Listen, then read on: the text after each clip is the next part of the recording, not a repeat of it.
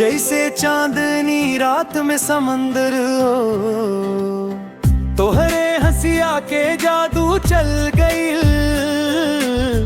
दिलवा हमरा अब तोहार हो गई। तोहरे बिना दिल ना लगे सजनवा, हर पल तोहार ही ख्याल आवे।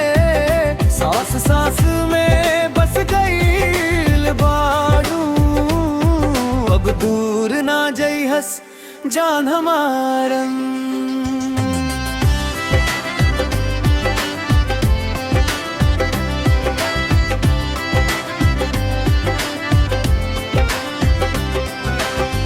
जब तू हंसेलू दुनिया हंसेला, जब तू रूठेलू दिल टूटेला।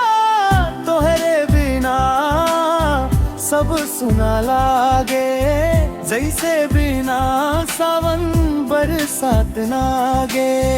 तू ही बात तू ही स्टाइल, तोहरे खातिर दिल हो गइल वाल। तेरा नाम दिल पे लिखा, अब तू ही मेरा फाइनल पल।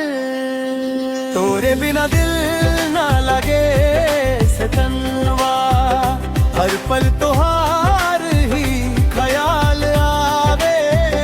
सांस सांस में बस गइल बाड़ू, अब दूर ना जई हस जान हमारन।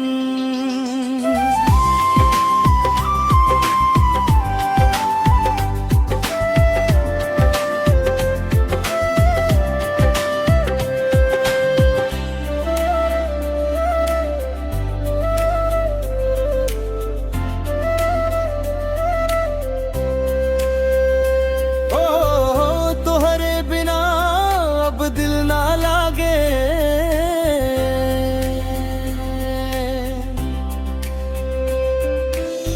तोहरे अखियां में डूबल बानी हम, जैसे चांदनी रात में समंदर हो। तोहरे हंसिया के जादू चल गई। दिलवा हमरा अब तोहर हो गई।